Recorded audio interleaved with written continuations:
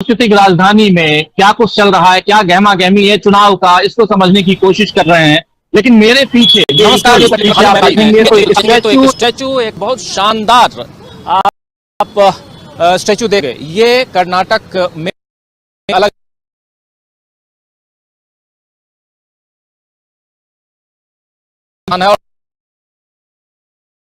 कृष्णदेव राय आप सब जानते होंगे अच्छी तरह से, उनकी स्टैचू, और ठीक इसके पीछे महल भी है। महल अभी चूंकि रात का वक्त हो चुका है, पेड़ पौधे हैं, महल नहीं दिखा पाऊंगा, लेकिन इतना है कि अगर मैसूर आप आए हैं तो इस स्टैचू को आप जरूर देखेंगे, समझेंगे ये स्टैचू क्या कुछ कह रहा है। यानी राजा कृष्णदेव राय की कहानियां आप लोगों ने सुनी होंगी, लेकिन उसके अलावा जो भी चल रहा है आज की तारीख में, खासकर विधानसभा चुनाव में, ये हम समझने की कोशिश कर रहे हैं।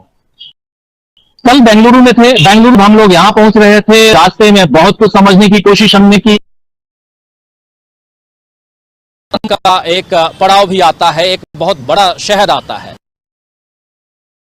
आप लोगों ने देखी होगी, तो वहां रामगढ़, वो रामगढ़ जो है वो रामगढ़ बना हुआ वहां था, लेकिन ये रामनगर में शूटिंग हुई थी। और वहां सांबा याद होगा आपको, अरे सांबा कितना इनाम रखे हैं रे मेरे ऊपर सरकार ने, ये डायलॉग सुना होगा आप लोगों ने। तो ये खैर रामनगर की कहानी है। रामनगर से आगे बढ़ते हैं और पहुंचते हैं मैसूर। मैसूर अपने आप में यहाँ 11 विधानसभा सीटें हैं, 11 विधानसभा सीट पूरे मैसूर में, लेकिन मैसूर जो शहर है इसमें भी 5 विधानसभा सीटें हैं। और 11 विधानसभा टोटल सीटों में से पिछली दफा बीजेपी के खाते में 5 विधानसभा सीटें गई थी, 5 विधानसभा बीजेपी के खाते में, जबकि 3 जो है वो कांग्रेस के खाते में और 3 जेडीएस के खाते में, जनता दल सेक्युलर के खाते में गई थी। क्या इस बार 5 का रिकॉर्ड जो बीजेपी का है वो बीजेपी बरकरार रखेगी? क्या इस बार बीजेपी से कुछ सीटें कांग्रेस छीन पाएगी? ये सब तो 13 तारीख को पता चल जाएगा। लेकिन 13 तारीख से पहले यहां बेंगलुरु में जो माहौल नजर नहीं आ रहा था वो माहौल, लेकिन यहां चुनावी माहौल नजर आ रहा यहां। और कल कह भी रहे हो कि बेंगलुरु से आप बाहर निकलेंगे तो आपको समझ में आएगा कि हाँ, कहीं कहीं चुनाव की गतिविधियां चल रही हैं। वही यहां हम समझने की कोशिश कर रहे हैं। आज दिन भर की गतिविधियों पर भी नजर डालें तो आज प्रियंका गांधी में, आज खड़गे साहब तो थे ही, मल्लिकार्जुन खड़गे, लेकिन उनके अलावा प्रधानमंत्री नरेंद्र मोदी भी थे। प्रियंका गांधी एक के बाद एक 3 सभाएं उन्होंने की। रोड शो भी प्रियंका गांधी का हुआ, लेकिन उससे पहले एक सभा, पहली सभा में प्रियंका गांधी क्या कुछ कह रही है वो जरा सुना देता हूं आपको। उसके बाद प्रधानमंत्री ने क्या कुछ कहा है वो भी सुनेंगे, खड़गे साहब ने क्या कुछ कहा है वो भी सुनेंगे। तो चूंकि चुनावी गति यहां से कर्नाटक से दूर, जहां दिल्ली से हम यहां पहुंचे हुए हैं, दिल्ली में आज जंतर मंतर पर पीटी उषा पहुंची हुई थी, लेकिन पीटी उषा को उल्टे पांव वहां से वापस आना पड़ा।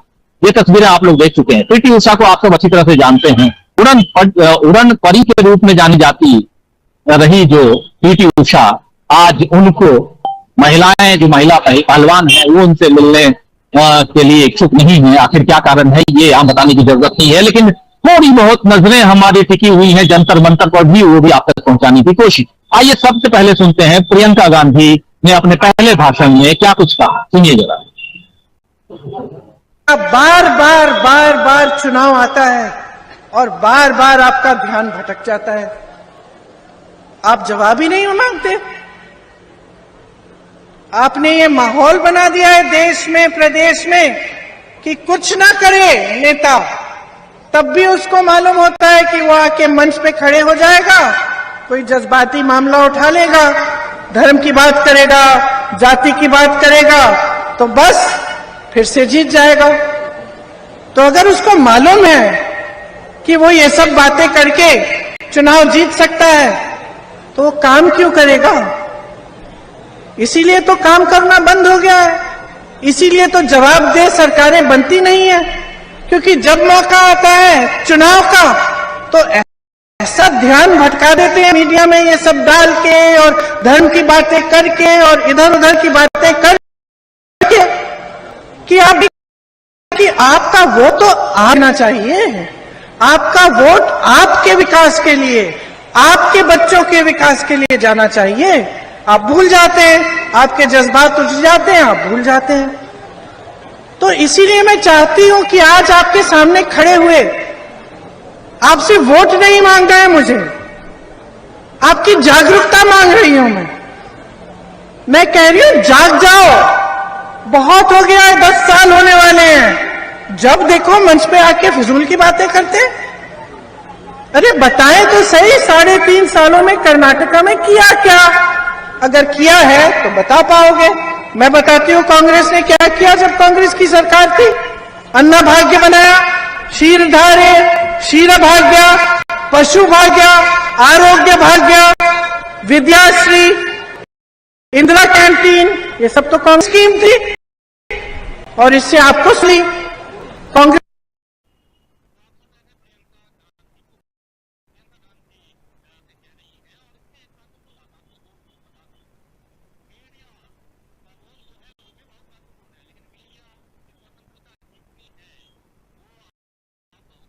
है 2023 का। उस आंकड़े के अनुसार अब सबसे बुरा हाल है हिंदुस्तान का। 180 देशों के जो आंकड़े आए हैं, फ्रीडम ऑफ प्रेस के आंकड़े, मीडिया का नंबर 161वां है। खैर, आप तक पहुंचाने के लिए ये बात, जो पिछली बार 150 नंबर पर मीडिया था, अब 161वें नंबर पर, 161 नंबर पे। तो आप समझ सकते हैं कि गोदी मीडिया ने इस देश का बेड़ा कैसे गर्क में पहुंचाया है, उसका एक नमूना है। प्रधानमंत्री क्या कुछ कह रहे थे, कांग्रेस पर कैसे पलटवार कर रहे थे। आज फिर से प्रधानमंत्री नरेंद्र मोदी गालियों पे आ गए। 91, 92, 93, 94, 95, 96, 97, 98, 99, 100, यानी वो गालियों की सेंचुरी सुनना चाहते हैं। और गालियां किससे? तो कांग्रेस से सुनना चाहते हैं। आखिर क्यों सुनना चाहते हैं? कोई प्रधानमंत्री अगर गाली सुनना चाहे तो उससे शर्मनाक बात और क्या हो सकती है। लेकिन आज कहते हुए सुने गए कि अब बहुत जल्दी कांग्रेस के लोग जो हैं वो 100 का आंकड़ा पार कर देंगे। क्या प्रधानमंत्री को गालियों की सूची बनानी चाहिए, या देश के विकास, भ्रष्टाचार, देश में जो कुछ चल रहा है उसकी सूची बनानी चाहिए, उसकी लिस्ट बनानी चाहिए? यह सोचने की बात है। सुनते हैं प्रधानमंत्री नरेंद्र मोदी बजरंगबली से लेकर गालियों तक क्या कुछ कह रहे हैं और कैसे कटाक्ष कर रहे हैं, कैसे पलटवार कर रहे हैं कांग्रेस के ऊपर। बीजेपी विकसित कर्नाटका का रोड मैप लेकर आपसे आशीर्वाद मांग रही है, लेकिन कांग्रेस के पास 2 ही मुद्दे हैं। एक तो वो रिटायरमेंट के नाम पर वोट मांग रहे हैं, आखिरी बार सीएम बना दो, ये उनका घोषणा पत्र है। कांग्रेस का दूसरा एजेंडा है गाली देकर लोगों को भड़काओ। कभी कांग्रेस ओबीसी समाज को गाली दे रही है, कभी लिंगायत समुदाय को गाली दे रही है। मुझे तो 90 से ज्यादा गालियां दे चुके हैं और सेंचुरी की तरफ बढ़ रहे हैं। इस क्षेत्र के लोगों ने तो एस निजलिंगप्पा जी का काम करीब से देखा है। कांग्रेस ने तो निजलिंगप्पा जी को भी नहीं छोड़ा था। उनका अपमान करने वाली कांग्रेस गालियों की सेंचुरी बना सकती है। तो आप सुन रहे थे, सेंचुरी की बात कर रहे हैं यहाँ प्रधानमंत्री नरेंद्र मोदी। गालियों की सेंचुरी बनाएंगे कांग्रेस के लोग। लेकिन 56 इंच का सीना भी प्रधानमंत्री नरेंद्र मोदी ही कहते थे। और आज पूछ रही थी प्रियंका गांधी, अभी थोड़ी देर पहले भाषण दे रही थी और पूछ रही थी कि 56 इंच का सीना आपका है, इस देश में बेरोजगारी, महंगाई, भ्रष्टाचार, और उस 56 इंच के सीना वाले आप प्रधानमंत्री जी, कर्नाटक के लिए आपने क्या कुछ किया। कल भी हम लोग बात कर रहे थे कि कांग्रेस अपने मुद्दे से नहीं भटक रही है। बस एक उनका जो मामला आया मैनिफेस्टो का, उस पर चर्चा हम लोगों ने बहुत कर ली। तो मुद्दे से यहां भटकती हुई नहीं दिख रही प्रियंका गांधी जी। क्या कुछ कह रही है 56 इंच पे प्रियंका गांधी, सुनिए जरा। आज मैं यहां आ रही थी, मैंने प्रधानमंत्री जी का भाषण सुना।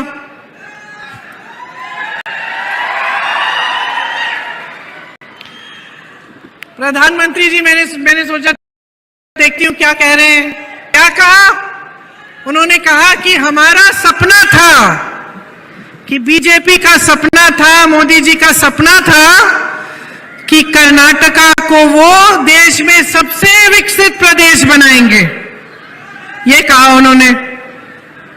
और फिर कहने लगे कांग्रेस ने ये किया, वो किया, अतीत में ऐसा किया, 70 सालों से ऐसा किया, इनके परिवार ने ऐसा किया, ये सारी बातें कहने लगे।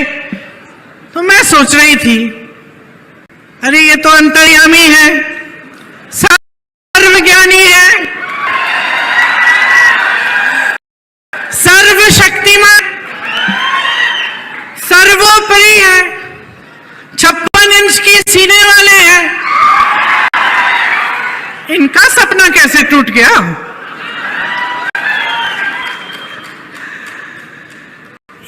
की सरकार ने तो तोड़ा है, इन्हीं की सरकार लूट रही है, सुबह से शाम तक लूट रही है, हर जगह लूट रही है। तो ये क्या कर रहे थे, आंख बंद करके सपना देख रहे थे क्या? इन्होंने रोका क्यों नहीं? इन्होंने रोका क्यों नहीं? क्योंकि लूट से परहेज नहीं है, भ्रष्टाचार से परहेज नहीं है, सत्ता चाहते हैं, किसी भी हालत में आ जाए। बीजेपी के नेता प्रधानमंत्री से लेकर मंत्री पदाधिकारी सब सत्ता को हासिल करने के लिए कुछ भी कर डालेंगे, जनता को कुचल डालेंगे, लेकिन सत्ता चाहिए। आज इनको सबक सिखाने का है, समय आ गया है बहनों और भाइयों, बहुत हो गया है, बहुत इधर उधर की बातें हो गई हैं। तुम नौजवान हो, हाथ हिला रहे थे मुझे, तुम ये हरी टी शर्ट वाले, तुम नौजवान हो, तुम्हारे भविष्य का क्या होगा अगर तुम आज खड़े नहीं होगे, अगर तुम आज नहीं मांगोगे कि जो तुम्हारे प्रदेश में सरकार आए बगैर तुम्हें लूटे, ईमानदारी से तुम्हारे प्रति समर्पित होकर तुम्हें जॉब दिलवाए, तुम्हारा विकास करे, तुम्हारे किसान माता पिता को मदद करे, तुम्हारी मां को मदद करे, तुम्हारी बहनों को मदद करे, तो कौन मांगेगा और कब मांगेगा?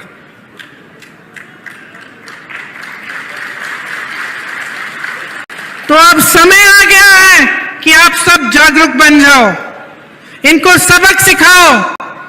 एक लहर है कर्नाटका में, बदलाव की लहर है, ऐसा बदलाव लाओ कि फिर कभी सरकार को चोरी करने की हिम्मत ना हो इनकी। तो सीधा हम प्रधानमंत्री नरेंद्र मोदी पर करती हुई प्रियंका गांधी दिखाई दे रही हैं। शानदार भाषण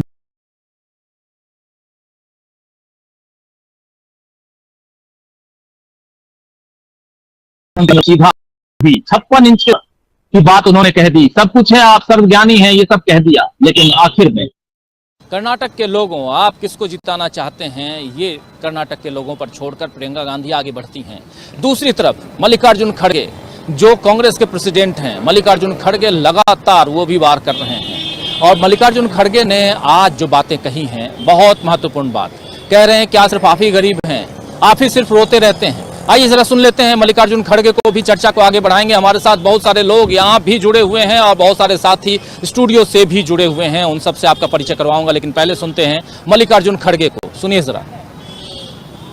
बोले मैं गरीब का बेटा हूं, क्या हम अमीर के बेटे हैं? अरे मैं तो उससे गरीब हूं।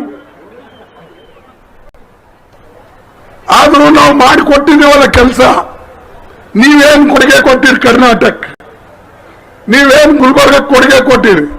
3 ಸಾರಿ ಬಂದ್ರಿ, ಈಗ ಸುರ್ಪುರ್ ಬಂದ್ರಿ, ಚಿಂಚೋಳಿ ಬಂದ್ರಿ, ನಮ್ಮ ಮಲ್ಕೆ ಬಂದ್ರಿ, ಚಿರೋದಕ್ಕೆ ಹತ್ಯದ ಅಂತ ಅಲ್ಲಿ ಬಂದ್ರಿ, ಈಗ ಗುಲ್ಬರ್ಗಕ್ಕೆ ಬಂದ್ರಿ. ಎಷ್ಟು ಸಾರಿ ಬರೋದು ಒಂದು ಪ್ರೈಮ್ ಮಿನಿಸ್ಟರು ಒಂದು MLA ಸೋಲಿಸ್ಬೇಕಂತ ಹೇಳಿ 10 ಸಾರಿ ಬರೋದು ನೋಡ್ದ ಅಂದ್ರೆ, अरे भाई आपकी 56 इंच की छाती और एक आदमी को हराने के लिए 3-3, 4-4 बार आ रहे, तो ये दर्शाता है कि कर्नाटक में कांग्रेस की हुकूमत आने वाली है।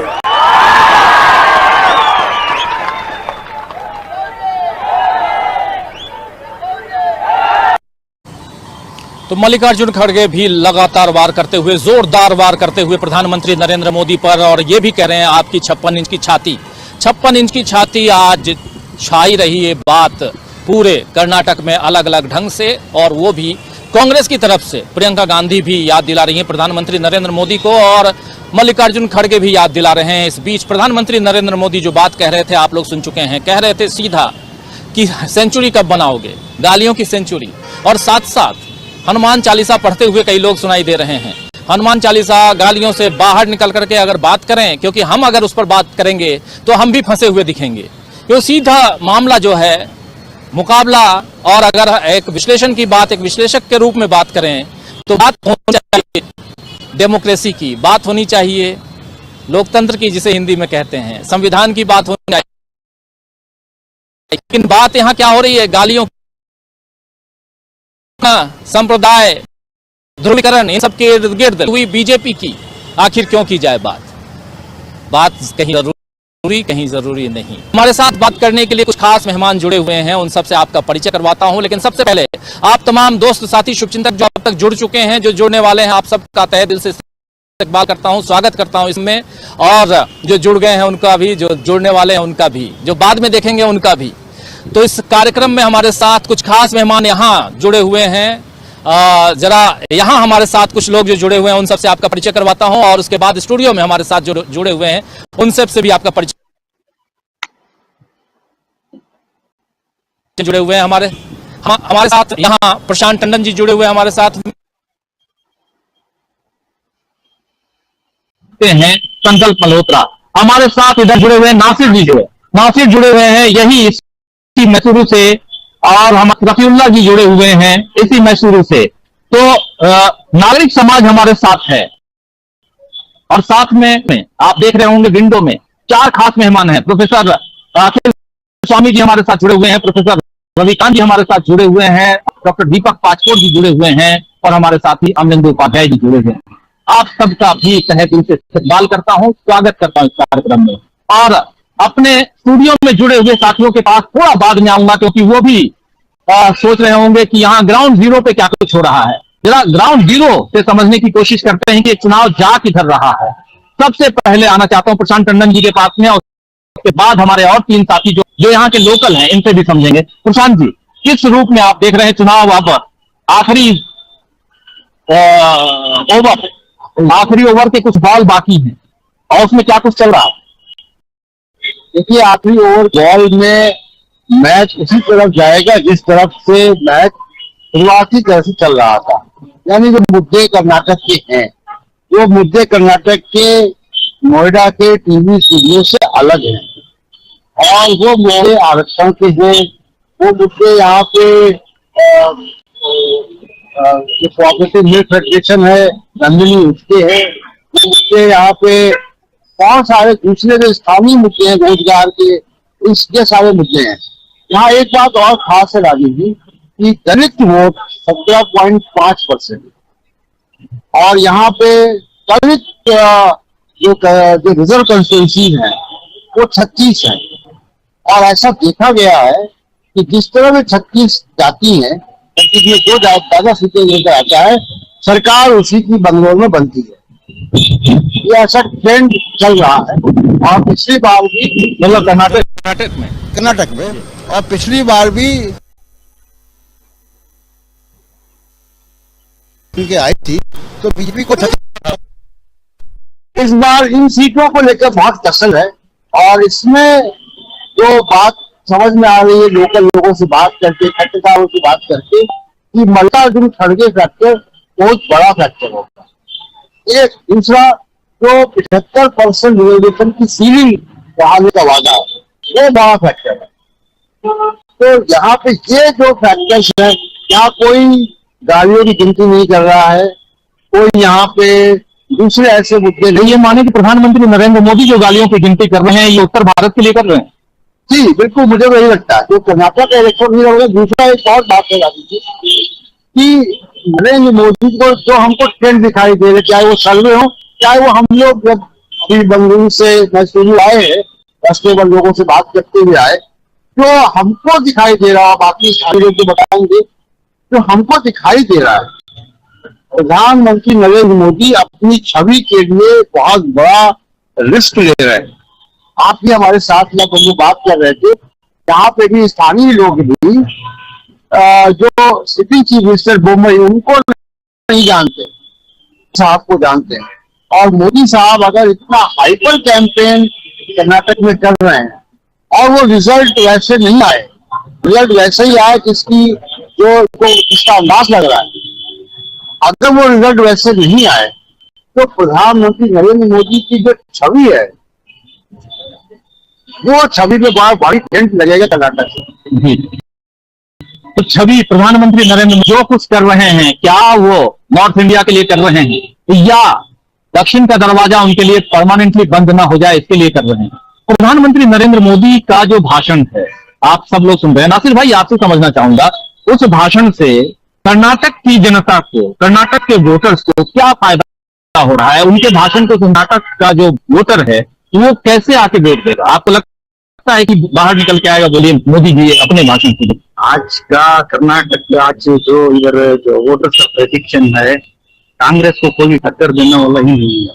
प्रधानमंत्री जी कुछ भी बोले, सबसे बड़ी बात तो इधर मुद्दा होता है। जैसा बेरोजगारी है, जैसा कम्युनलिज्म इधर जो पैदा हुआ है कर्नाटक के अंदर, ऐसे आप आज का माहौल जो हिजाब का मामला लो, और आज का माहौल इधर जो है ये हलाल मीट, और ये जो हमारा दूसरा जो कुछ भी है इधर चल रहा है आज का, ये बहुत ही गंभीर मामला हो गया है। मैं समझता हूँ आज वोटर्स और आज का जो है कोई आदमी नहीं चाहता कि ये एक कम्युनल पार्टी को लेके आके इधर हमें दिखाएं। आज हर एक आदमी के दिल में, हर एक आदमी की इच्छा है कि नॉन कम्युनल जो गवर्नमेंट होना, वैसी गवर्नमेंट इधर हमारे कर्नाटक के अंदर चाहते हैं। मैं क्या बोलना चाहता हूँ, कांग्रेस को कॉम्पीट करने के वास्ते आज कोई पार्टी नहीं है। आज कम्युनलिज्म की बात हो रही है, कम्युनल पार्टी नहीं चाहिए कर्नाटक को, नासिर जी कह रहे हैं। और यहाँ की जनता ने अब ये सोच लिया है कि सांप्रदायिकता नहीं चाहिए, ध्रुवीकरण नहीं चाहिए, एक नॉर्मल सरकार चाहिए जो विकास की बात करे। क्या लगता है रफी भाई कि कुछ इस दिशा में जाता हुआ ये चुनाव दिख रहा है, जहां कांग्रेस के लिए अब सुटेबल पोजीशन यहाँ आने वाले समय में बनता हुआ दिखाई दे रहा है? समय तो है, कांग्रेस के लिए तो समय है। सेकुलर गवर्नमेंट चाहते हैं लोग, थोड़ा हाँ जी, सेकुलर गवर्नमेंट चाहते हैं, इसलिए कांग्रेस के लिए गवर्नमेंट जा रहा है। लोग सेकुलर गवर्नमेंट चाहते हैं। आप दक्षिण की राजनीति को संकल्प भाई बहुत अच्छे से जानते हैं।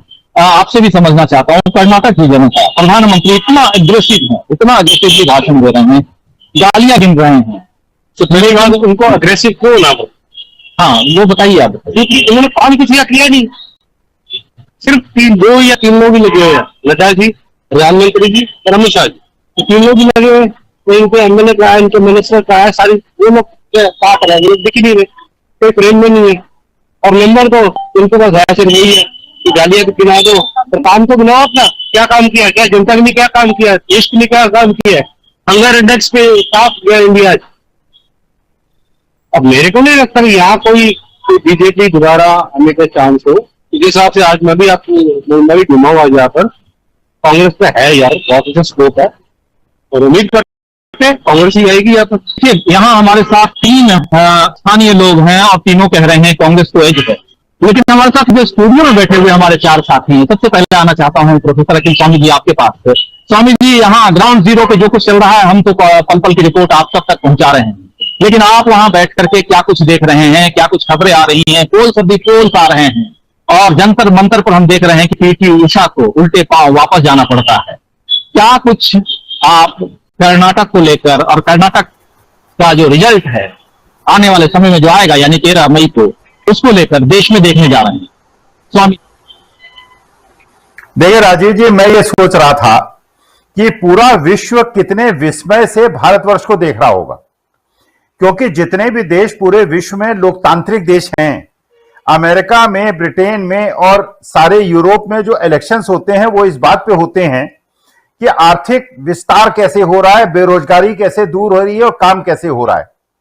और हमारे देश में वो सोच रहे हैं कि हमारे यहाँ इलेक्शन जो है बजरंग बली पे हो रहा है, क्योंकि मैंने कभी नहीं सुना कि डेमोक्रेट्स और रिपब्लिकन्स आपस में ये कहते हैं कि ये जीसस भक्त हैं और अपोजिशन जो है वो जीसस के भक्त नहीं है। ऐसा चुनाव मैंने नहीं सोचा। कितना हंस रहे होंगे हमारे बारे में।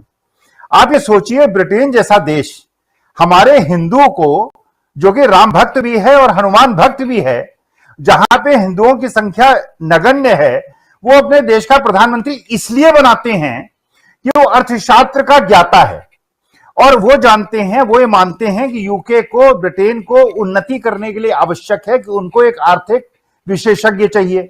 हमारे देश में देखिए कितने विस्मय से पूरा विश्व, मैं तो सोच रहा था कि जब मैं विश्व में जाऊंगा, दूसरे देशों में जाऊंगा, वो मेरी खिल्ली उड़ाएंगे। यार तुम्हारे यहां ये एंटायर पॉलिटिकल साइंस की कौन सी डिग्री है? तो बताओ तुम्हारे यहां इलेक्शन जो है इस बात पे होता है किसको ज्यादा गालियां पड़ी। अगर इलेक्शन जीतने के लिए ज्यादा गालियां होना ज्यादा आवश्यक है तो कोई भी आदमी ज्यादा गालियां खाए और फिर इलेक्शन जीत जाए। अरे असली प्रश्न यह है कि अगर आप अच्छा काम करते हैं, और एक चीज राजीव जी और बताइए और सोचिए, जिस प्रकार से इस इलेक्शन को हिंदू मुसलमान का इलेक्शन बनाया जा रहा है, सुबोध कुमार सिंह इंस्पेक्टर का बुलंदशहर के आपको याद होगा, हिंदू थाना इंस्पेक्टर था, अपने कर्तव्य का निर्वहन कर रहा था, अपनी कर्तव्य परायणता का परिचय दे रहा था, उसको किस प्रकार भीड़ ने घेर के मार दिया। वो हिंदू नहीं था क्या? उसकी पत्नी नहीं थी क्या? उसकी पत्नी विधवा नहीं हो गई क्या? उसके बच्चे जो है अनाथ नहीं हो गए क्या? और जिन लोगों ने सुबोध कुमार सिंह को मारा, जब वो जेल से छूटे, उनको मालाएं किसने पहनवाई? देखिए, मैं तो ये सोच रहा था कि कल अगर गौतम अडानी, विनोद अडानी और ये आपके किरण भाई पटेल और ऐसे लोग बजरंग दल ज्वाइन कर लें और पुलिस जब उनको पकड़ने जाए तो कहें कि साहब आप तो बजरंग दल के खिलाफ हैं, आप तो भगवान बजरंग के खिलाफ हैं। अरे किस प्रकार की हास्यास्पद स्थिति ये लोग पैदा करते हैं। देखिए, देश की आस्था, मैं तो ये कि देश का हिंदू मुसलमान ईसाई सब मुसलमानों को भी मैं उसमें इंक्लूड करता हूं। वो भगवान श्री राम का भी सम्मान करते हैं, वो बजरंग बली का भी सम्मान करते हैं, हम भी उनके अल्लाह का सम्मान करते हैं, हम भी गुरु नानक का सम्मान करते हैं, हम भी जीसस क्राइस्ट का सम्मान करते हैं। ये इस देश की सभ्यता और संस्कृति है। अगर इस प्रकार से अपने धर्म के किसी इष्ट को अपनी पार्टी का अध्येता बना लेना इलेक्शन जीतने का मंत्र है, तो ऐसे लोकतंत्र पे तो मुझे घृणा होती है, घिन आती है। देखिए, लोकतंत्र इस बात पे होना चाहिए कि कर्नाटका में जिस प्रकार से कर्नाटका अस्मिता को आपने ठेस पहुंचाई है, नंदिनी दूध को जिस प्रकार से और जिस प्रकार से आपने विजया बैंक को टेक ओवर किया है, और जिस प्रकार से वहां के विकास और 40% की गवर्नमेंट, उस पर जवाब देना चाहिए। बजरंग बली को ले आए, कभी जाके वो भगवान परशुराम को ले आएंगे, कभी वो भगवान श्री राम को ले आएंगे। अरे ये मूर्खता इस लोकतंत्र में बंद होनी चाहिए। इस देश में चुनाव होना चाहिए प्रगति पर, विकास पर, और किसको कितनी गालियां मिली इस पे चुनाव नहीं होना चाहिए, इस पे जीत हार राजनीति नहीं होनी चाहिए।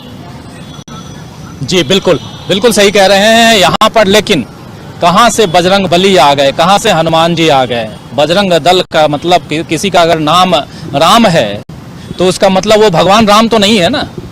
तो इसलिए सवाल तो कई हैं, लेकिन उन सवालों के इर्द गिर्द हम भी नहीं जाना चाहेंगे और मुद्दे पे आना चाहते हैं। मुद्दा वही है कि आखिर मल्लिकार्जुन खड़गे जो बात कह रहे हैं, प्रोफेसर रविकांत जी आपके पास आना चाहता हूं। मल्लिकार्जुन खड़गे सीधा सीधा सवाल कर रहे हैं, क्या गरीब सिर्फ तुम ही हो?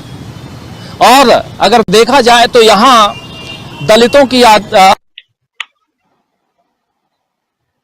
आदि लोग धरातल पे काम भी कर रहे हैं। खड़गे साहब जिस प्रकार, जिस रो में और जिस लाइन में वो बात कर रहे हैं, जिस लाइन को उठा करके रख रहे हैं जनता के, उसको किस रूप में आप देखते हैं? और क्या कांग्रेस की राजनीति मल्लिकार्जुन खड़गे के साथ साथ एक नई दिशा में जाती हुई दिखाई दे रही है, प्रोफेसर रविकांत जी? और क्या कर्नाटक का चुनाव एक मील का पत्थर साबित होने जा रहा है कांग्रेस की राजनीति के लिहाज से भी, और 2024 के लिए एक नई दिशा तय करने जा रहा है?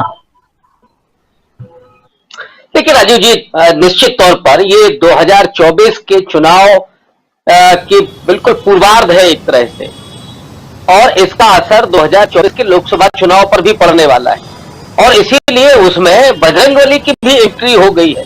हालांकि ये दुर्भाग्यपूर्ण है कि इस देश का संविधान धर्मनिरपेक्ष है, बावजूद इसके प्रधानमंत्री पद पर बैठा हुआ व्यक्ति ये कर रहा है।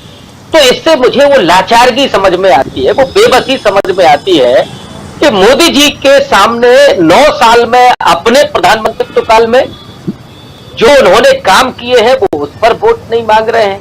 3.5 साल से कर्नाटक में बीजेपी की सरकार है, वो उन्होंने क्या डिलीवरी की है इस पर वो वोट नहीं मांग पा रहे हैं, और आखिरी में वो आते हैं बली पर। और हम लोग जानते हैं कि बजरंग दल का बजरंग बली से कोई लेना देना है नहीं। तो दूसरा अर्जुन खड़गे जिस सवालों को उठा रहे हैं, आज भी इस देश में राजीव जी 55% दलित भूमिहीन है, और मोदी जी तो दलितों के बड़े हितैषी बने हुए थे। लेकिन उसी गुजरात में ऊना अगर आप याद करें तो ऊना में 4 दलितों का पीटने वाले कौन थे? यही बजरंगी थे। और बजरंग दल का जब मैंने पहली बार नाम सुना था तो वो 14 फरवरी के दिन वो नाम सुना था जिसमें वो हिंदू धर्म की बहन बेटियों को पीट रहे थे। वो लाठी लेकर के स्वयंभू वो संगठन जो संविधान को नहीं मानता, जो इस देश के कानून को नहीं मानता, जो इस देश के दलितों को पीटता है, इस देश की लड़कियों को पीटता है, और उसमें उन्हीं के समुदाय की लड़कियां शामिल। और दूसरी तरफ गोरक्षा के नाम पर, कभी भारतीय संस्कृति की रक्षा के नाम पर वे जो दूसरे समुदाय है उन पर भी अटैक करते हैं। और इतना ही नहीं, सुबोध कुमार सिंह के हत्यारे कौन है? वो भी वही बजरंग दल से जुड़े हुए लोग हैं। 2006 में तो नांदेड़ में एक आरएसएस के कार्यकर्ता के घर में बम बनाते हुए 2 कथित रूप से बजरंग दल के सदस्य मारे गए थे। ये ऑन रिकॉर्ड बात है, मैं कहीं से इधर से नहीं कह रहा हूं। तो उस बजरंग दल की रक्षा करने के लिए नरेंद्र मोदी वहां बजरंगबली को लेकर के आए हैं। वे उन सवालों का जवाब नहीं देना चाहते जो प्रियंका गांधी पूछ रही हैं, जो मल्लिकार्जुन खड़गे पूछ रहे हैं, और दूसरे राहुल गांधी से डरे हुए हैं इस समय। और इसलिए वो बजरंगबली को लेकर के आए हैं क्योंकि वो राहुल गांधी की वो जो बारिश में भीगते हुए भाषण देते हुए जो तस्वीर है उससे बेहद डरे हुए हैं। और राहुल गांधी जिस तरह के सवाल उठा रहे हैं उन सवालों का एक तरह का परीक्षण है कर्नाटक का चुनाव। भारत जोड़ो यात्रा अपने राष्ट्रीय अध्यक्ष मल्लिकार्जुन खड़गे की वो उनका होम ग्राउंड है, वहां पर वो परीक्षण होने जा रहा है। और इसलिए नरेंद्र मोदी अपनी इमेज को भी दांव पर लगा रहे हैं। जो अभी किसी पैनलिस्ट ने कहा कि वहां नरेंद्र मोदी अपने साख को दांव पर लगा रहे हैं। और अगर कर्नाटक वो हारे जैसे हालात दिख रहे हैं तो उसके बाद नरेंद्र मोदी की जो शख्सियत है, जो उनकी साख है, जो उनकी इमेज है, उस पर कितना बड़ा भट्टा लगेगा। लेकिन बावजूद इसके नरेंद्र मोदी अपने जो प्रचार का उनका तरीका है वो उसको जारी रखे हुए हैं। लेकिन उन सवालों का जवाब वो नहीं देना चाहते कि आज भी दलितों पर उत्पीड़न क्यों बढ़ा हुआ है। 150% दलितों पर उत्पीड़न बढ़ा है जब से नरेंद्र मोदी की सरकार है। दलितों की नौकरियां सारी चौपट हो गई। आपने सारे पीएसयू उठा करके बेच दिए जहां दलितों को आरक्षण के जरिए नौकरियां मिलती थी, वो आपने खत्म कर दिए। दूसरी तरफ जो दलित नौजवान है उसको आपने लगा दिया धर्म के धंधे में। और ये बजरंग दल क्या है? अगर मैं थोड़ी इसके पृष्ठभूमि पर जाऊं, विश्व हिंदू परिषद का युवा शाखा के रूप में उसका गठन होता है। उसके पहले जो करता धाता है विनय कटियार साहब। दरअसल आरएसएस ने दलितों और पिछड़ों की एंट्री अपने में नहीं होने दी, तो वो चाहते थे कि एक ऐसा संगठन हो जहां पर दलित पिछड़े रहे और वो क्या हो, वो आतंक में शामिल हो, लोगों को आतंकित करने में, वो मंदिर के नाम पर अपना सर्वस्व निछावर करने के, क्योंकि उनको पढ़ाई लिखाई तो आपको देना नहीं है, आपको विवेक संपन्न तो बनाना नहीं है। बाबा साहब अंबेडकर को पूछते जरूर है ये, लेकिन उनके विचारों से बहुत डरते हैं। और इसलिए बाबा साहब अंबेडकर के विचारों की बात नहीं करेंगे। उनके संविधान को पूजेंगे जरूर, लेकिन उसमें प्रदत्त जो अधिकार है उसकी बात नहीं करेंगे। तो इसलिए दलितों और पिछड़ों को मोहरा बनाए जाने का काम उस बजरंग दल में हो रहा था। लेकिन जब सत्ता आई तो उस बजरंग दल पर लीडरशिप किसकी है? वो उन्हीं जाति समुदायों की है जो आज सत्ता में है। वो दलित पिछड़े गायब हो गए, वो उनको मलाई फिर नहीं मिली। वो केवल कहीं पीटे गए, कहीं हत्या में शामिल हुए, कहीं दंगों में शामिल हुए। ये पूरा रिकॉर्ड है कि गुजरात में क्या हुआ था। वो जो पोस्टर बॉय था वो अशोक मोची था, दलित था, लेकिन उसी गुजरात में दलितों के आरक्षण के खिलाफ वहां पर दलितों को पीटा गया, फिर ओबीसी को पीटा गया। मंडल के वृक्ष कमंडल की राजनीति करने वाले कौन है? यही है, तो इस देश के दलित वंचित तबकों से बड़ी ईर्ष्या है मोदी जी को कि ये कहीं बराबरी में खड़े होकर के अपने अधिकारों की बात ना करने लगे। मोदी जी तो ये कहते हैं कि साहब ये जो वाल्मीकि समाज है उसको मल ढोने में बड़ी आध्यात्मिक शांति मिलती है, तो ये तो वाल्मीकि समाज को उसी नाली में दफ होते देखना चाहते हैं। बनारस की एक पूरी तस्वीर है जहां से वो सांसद है। इसलिए नरेंद्र मोदी इन समुदायों का भला नहीं करने के लिए उतारू है। इन समुदायों को और वंचित और जमींदोज करने पर वो पूरी उनकी नीति काम कर रही है, और यही कर्नाटक में वो कर रहे हैं। लेकिन मुझे लगता है कि कर्नाटक की जनता वो ज्यादा विवेकशील है, ज्यादा पढ़ी लिखी है, और वो जवाब देने के लिए इस चुनाव में तैयार बैठी। कर्नाटक की जनता जवाब देने के लिए तैयार बैठी है प्रधानमंत्री नरेंद्र मोदी को। कर्नाटक की जनता और क्या कुछ सोच रही है ये भी समझेंगे, लेकिन एक बार आना चाहता हूं डॉक्टर दीपक पाचपोर जी आपके पास। दीपक जी, किस रूप में आप देख रहे हैं? ग्राउंड जीरो से लगातार आप रिपोर्ट देख रहे हैं, हम लोग कर ही रहे हैं, लेकिन उसके साथ साथ आप वहां बैठ करके क्या कुछ समझ रहे हैं, क्या कुछ देख रहे हैं? कोई भी पोल जो है वो बीजेपी को बढ़त देता हुआ नहीं दिखाई दे रहा, और ऐसे में प्रधानमंत्री का इतना अग्रेसिव भाषण क्या कुछ कहता है आपके नजरिए से? राजू जी, जो आप कह रहे हैं कि प्रधानमंत्री का एग्रेसिव भाषण, मुझे लगता है कि एग्रेसिव से भी कहीं ज्यादा ये एक तरह का कम्युनल भाषण है। ये उकसाने वाला भाषण है, और एक तरह से समाज के अंदर विभाजन जो पहले से है हमारे यहाँ, जो विखंडन है, उसको और चौड़ा करने का ये एक तरीका है। और मोदी जी ये चाहते हैं, और अभी भी वो अपना वही कार्ड खेल रहे हैं कि सांप्रदायिकता की बातें करो, और बाकी जो जन सरोकार के मुद्दे हैं, जमीनी जो चीजें हैं, उनको कहीं न कहीं दबे रहने दो। और उसका एक बड़ा कारण ये है राजू जी कि इस चुनाव को अगर हम देखें तो ये केवल कई कारणों से महत्वपूर्ण बन गया, ये तो हम पहले से कह ही रहे थे। अभी आप देखिए, फिलहाल जो हुए 7 चुनाव जो हुए थे, जिसमें उत्तर प्रदेश है, उत्तराखंड है, आपको याद होगा, गोवा, मणिपुर, पंजाब, उसके बाद गुजरात और हिमाचल प्रदेश। इसमें हिमाचल प्रदेश में जीत मिली कांग्रेस को, लेकिन बाकी जगह जो है उसने किसी न किसी तरीके की विभिन्न तरह की गलतियों के कारण या किसी न किसी तरीके से कमजोरी के कारण वो चुनाव, या फैक्टर्स भी हो सकते हैं जिसके कारण कांग्रेस जो नहीं जीत सकी है। ये जो चुनाव है, ये चुनाव एक बहुत ही, जिसको हम कह रहे हैं कि न केवल विमर्श विकसित हो रहा है, बल्कि चुनाव लड़ने का बहुत ही आदर्श तरीका, एक तरह से हम उसको कह सकते हैं कि एसओपी है, ये स्टैंडर्ड ऑपरेटिंग प्रैक्टिस के तरह से जो कांग्रेस जो है इस चुनाव को लड़ रही है। और अगर ये चुनाव जो सफल हो गया कांग्रेस के लिए, तो ये चुनाव जो है एक मॉडल के रूप में कांग्रेस के सामने पेश होगा। वो कैसे, मैं 2 मिनट में ये बात कहना चाहूंगा कि यहाँ पर जो है उन्होंने क्या किया है कि जब मोदी जो है वो राष्ट्रीय मुद्दे लेके आए, उन्होंने उसके मुकाबले जो है वो एक तरह से उन्होंने स्थानीय मुद्दों को महत्व दिया, जिसका उल्लेख हम पहले भी कई बार कर चुके हैं, आज दोबारा अक्षय स्वामी जी ने किया। जैसे विजया बैंक का विलय हुआ, या नंदिनी के ऊपर अमूल को थोपने की कोशिश है, इसका विरोध किया गया। सांप्रदायिकता की जो बात है, सांप्रदायिकता की भी बात जो है, उसमें बहुत सारी चीजें थी। तो कर्नाटक में काफी कुछ भुगता है, और अब जो कर्नाटक है, कर्नाटक की जनता जो है लगता है कि उससे निजात पाना चाहती है। ये कई लोगों के बयानों में, कई लोगों के सर्वे में आ भी गया है।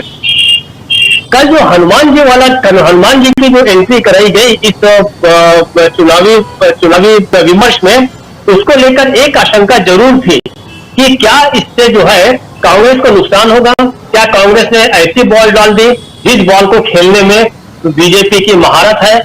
तो लेकिन मुझे ऐसा लगता है कि शायद कांग्रेस ने बहुत ही सोच समझ कर जो है इस बजरंग दल वाला मामला जो है उसको पेश किया है अपने घोषणा पत्र में कि अगर आवश्यक हुआ तो कर्नाटक में बजरंग दल को बैन भी किया जा सकता है। कैसे? इसको एक तो पवन खेड़ा ने अपने प्रेस कॉन्फ्रेंस में तो उसको मैनिपुलेट कर दिया कि आप बजरंग दल को बजरंग बली से जोड़ रहे हैं, जो कि बिल्कुल गलत है। इसके लिए प्रधानमंत्री को मोदी माफी मांगनी चाहिए।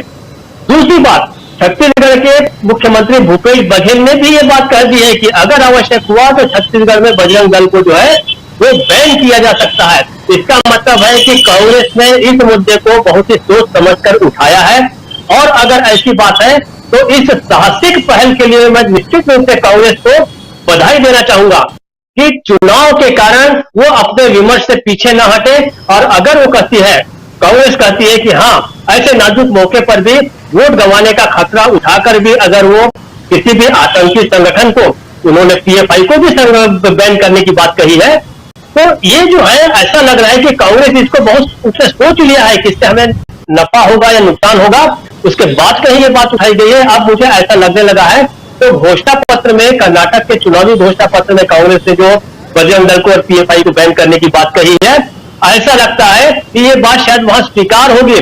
वहां पर जो कुछ लोग स्थानीय लोग हैं, उनसे भी मेरा सवाल है, आप भी शायद इसको पूछेंगे कि उस मुद्दे का पर्टिकुलर, उस मुद्दे का कि हनुमान जी वाला जो मुद्दा है, उसको वहां की जनता ने कैसे रिसीव किया है, और क्या ये मुद्दा जो है वो अन्य मुद्दों पर हावी होगा, क्या इससे कांग्रेस को नुकसान होगा। तो पैनलिस्ट क्या बताते हैं, उससे मेरी बात पूरी होगी राजीव जी। तो मेरा ये कहना है कि विमर्श के मामले में और चुनाव को लड़ने का जो तरीका है, वो एक आदर्श तरीका जो है विकसित कर लिया है। ये जो है भारतीय जनता पार्टी की बदहवासी का बड़ा कारण है।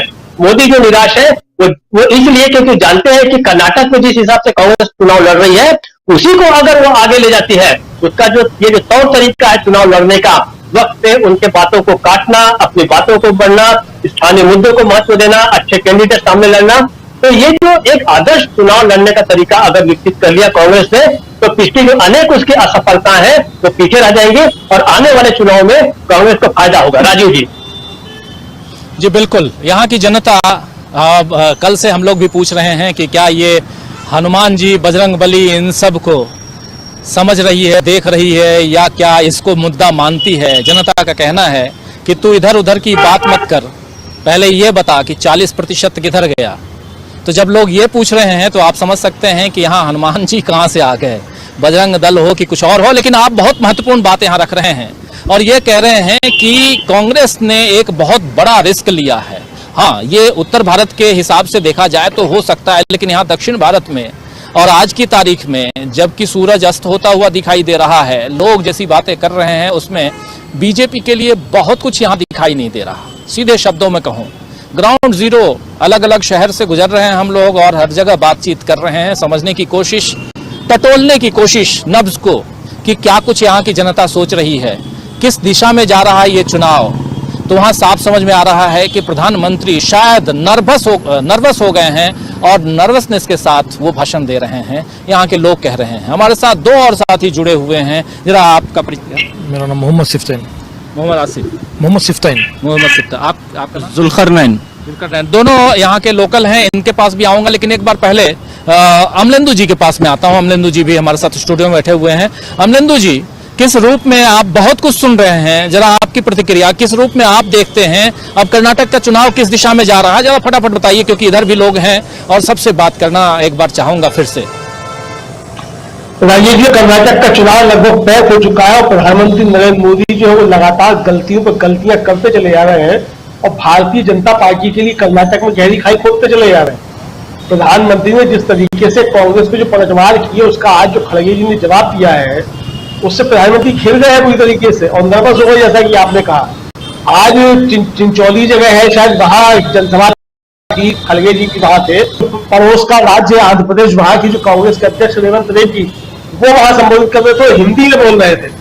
तो उन्होंने जो कहा, उन्होंने सीधे सीधे मतलब कह दिया कि अब ये लड़ाई जो है मोदी बनाम खड़गे है कर्नाटक के अंदर। मोदी जी गुजरात में गुजरात का बेटा होकर के वोट मांगते हैं, तो कर्नाटक की अस्मिता जो है खड़गे जी के साथ जुड़ी हुई है और उसमें भीड़ में बहुत उत्साह के साथ जो थी वो तालियां हो जाएगी जबरदस्त तरीके से।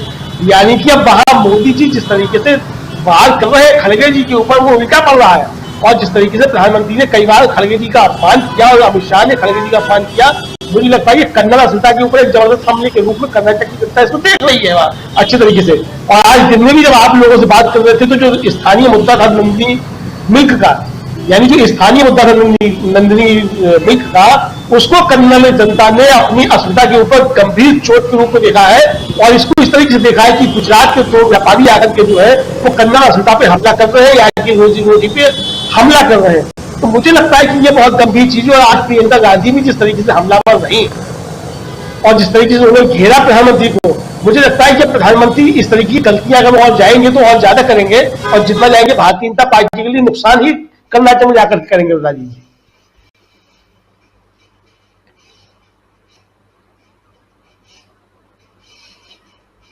या अपने पिच पे खेल रहे हैं?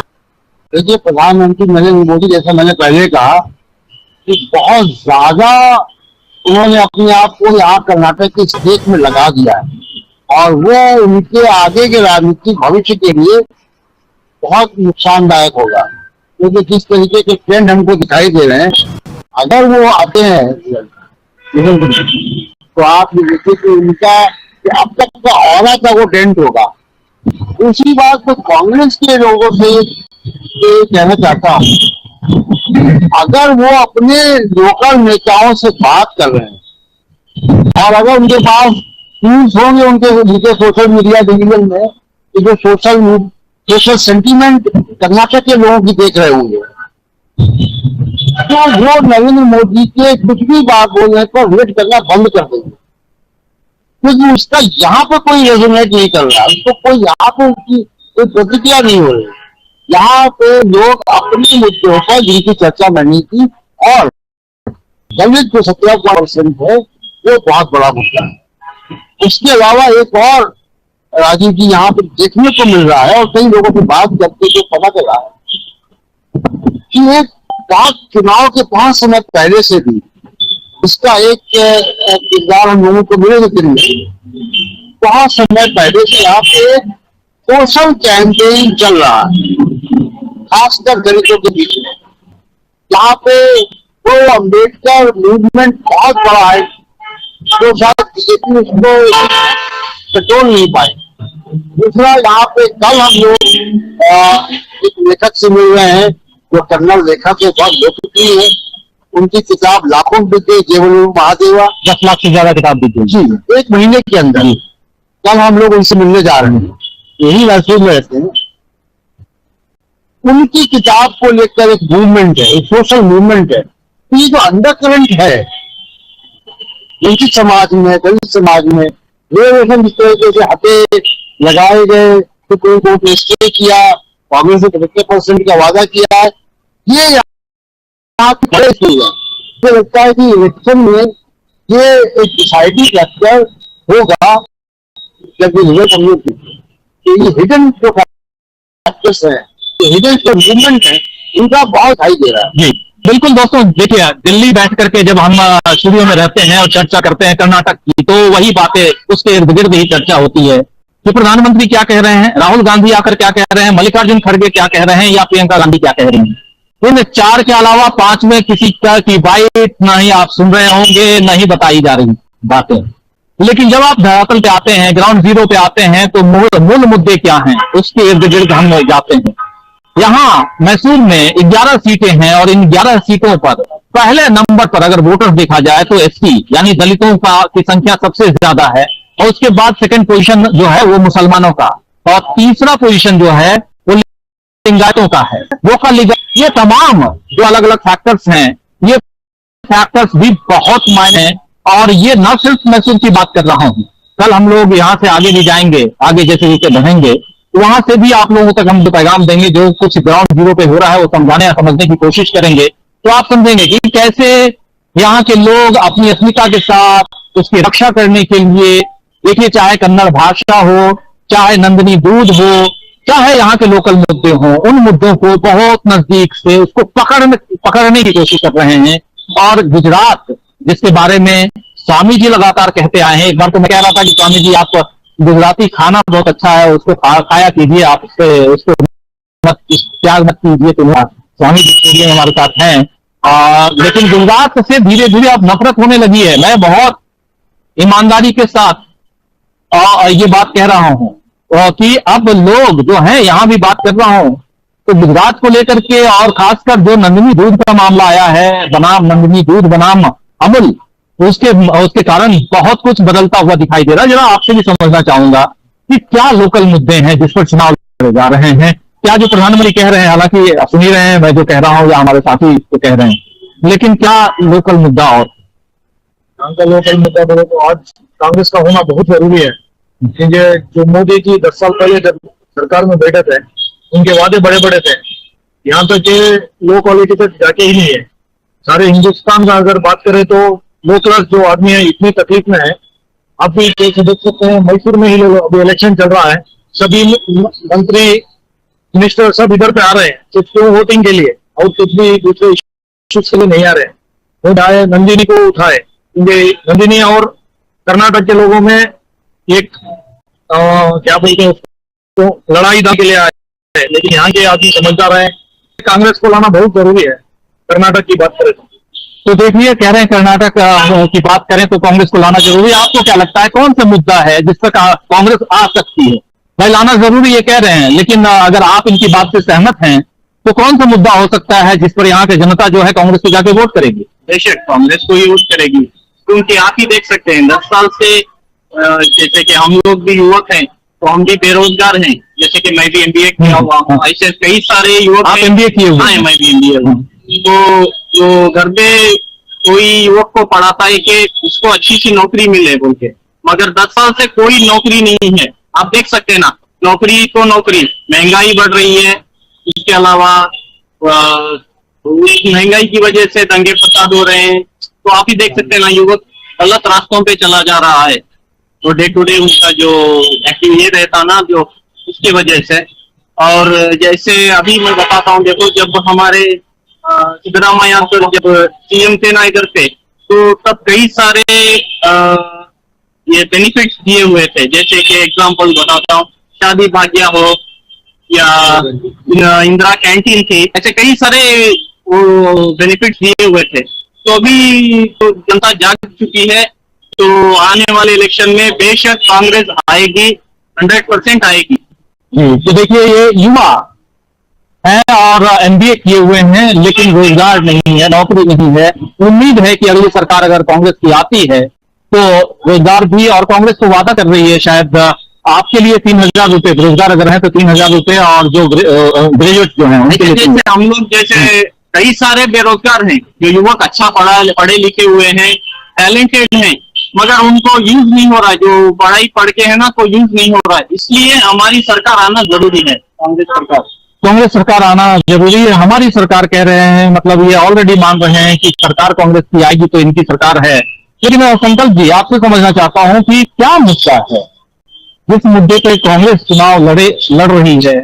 हालांकि हम लोग बात कर रहे देख ही रहे हैं, लेकिन अब वो मुद्दा जनता को लुभा रही है। कौन सा मुद्दा है जो कांग्रेस जिससे लड़ रही है और जनता उससे प्रभावित होकर के जाके वोट? सो बेसिकली कांग्रेस ने भी अपना जो ये अभी मैनिफेस्टो, उसको इसके अलावा जो बीजेपी के आंदोलन में सेटबैक है, जैसे कि अभी आप बोल रहे हैं एमबीए की है, ऐसे बहुत सारे आपको बेरोजगार मिलेंगे। तभी तो मोदी जी एग्रेसिव हो रहे हैं, तो उनको खुद को ही मालूम पड़ गया कि मेरे क्या हालात होने वाले हैं, तभी एग्रेसिव हो रहे हैं। मैं आपको एक तमिलनाडु में उदाहरण देता हूँ। हमारे तमिलनाडु में एक भाई को शायद आई थिंक टोटल के वोट 1,75,000, वो कांग्रेस के कैंडिडेट काम किया था, तो 60,000 प्लस वोटों से कांग्रेस के कैंडिडेट जीते थे। तो उसमें ना तो प्रियंका जी आए, ना राहुल जी आए, कोई कांग्रेस कैंडिडेट। उन्होंने काम किया था, इसलिए अपने बलबूते में जीते। तो जब इन्होंने, उनको मालूम पड़ गया कि सरकार ने काम नहीं किया, 40% पे खेलते रहे हैं, पैसे रूप बना लिए इन्होंने, तो इसीलिए इनको आना पड़ा मैदान में। राजा तभी आता ना मैदान में, तो इनको मालूम पड़ता है उनकी टीम हार चुकी है, उसमें सफाई हो चुके हुए। तो मेरे को ये लग रहा है कि लोग अभी तंग आ चुके हैं। जो लोग तंग आ चुके हैं, स्वामी जी आप ग्राउंड जीरो से सुन रहे हैं, लोग तंग आ चुके हैं, इसलिए क्या कहेंगे?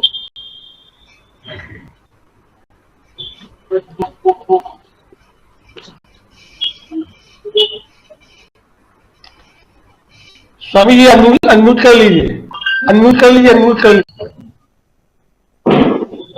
आपके जो वहां पे युवा हैं जिन्होंने एमबीए किया है, मैंने अपने जीवन में केवल एमबीए स्टूडेंट्स को राजीव जी पढ़ाया है, और मैं जो दुखी होके आपके डिबेट में बोलता हूं, मेरे आंखों में इसलिए आंसू आते हैं। मेरे छात्र मेरे बच्चों की तरह हैं, और जब मैं अपने छात्रों की कष्ट देखता हूं, वो भी भक्त बन गए थे, वो भी मोदी जी का समर्थन करते थे, बीजेपी का समर्थन करते थे, और आज मेरे सामने आके रोते हैं कि साहब नौकरी नहीं है, 15,000 की नौकरी नहीं है, शादी कैसे करें, अपने माँ बाप का जो पैसा उन्होंने लोन लेके हमको पढ़ाया था उसका इंटरेस्ट का पेमेंट कैसे करें।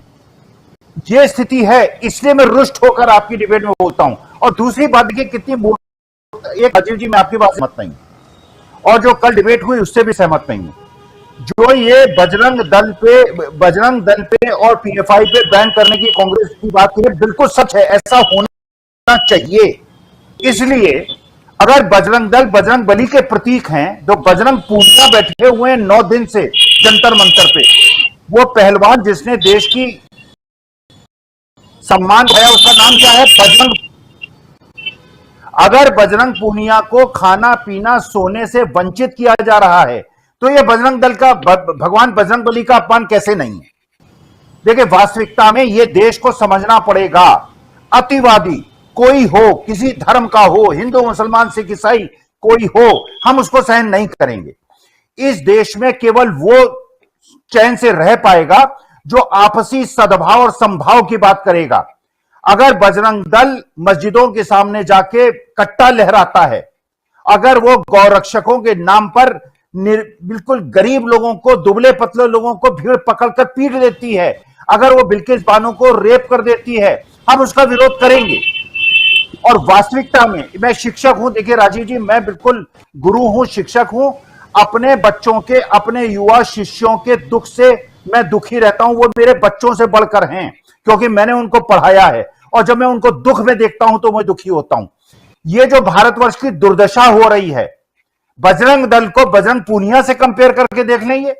बजरंग दल ने देश की कितनी प्रतिष्ठा बढ़ाई है, कहां का मेडल जीते हैं, बजरंग पूनिया ने। अगर बजरंग बली का सही में जो शक्ति का प्रतीक है बजरंग बली, बजरंग पूनिया है, यह बजरंग दल नहीं है। बजरंग दल जो है केवल हिंदू धर्म पे एक धब्बा है, जो कि मेरे जैसे सनातनियों के और हिंदुओं का अपमान करता है, और इसीलिए मैं इसका विरोध करता हूं राज जी। विरोध क्यों, और उसमें भी बजरंग दल की बात कह रहे हैं और बजरंग पुनिया। तो बजरंग नाम के जो थोड़ी देर पहले मैं भी कह रहा था कि चाहे नाम हो, स्वामी जी आपका तो टाइटल ही स्वामी है, सरनेम, और आपको लोग बिल्कुल ये सोच ले कि आप भी जाकर के वहां कहीं गुफा में उसी ढंग से धुनी रमाएंगे, चारों तरफ कैमरे भी रखेंगे, तो ऐसे भी आप स्वामी ना वैसे रहेंगे ना ऐसे रहेंगे।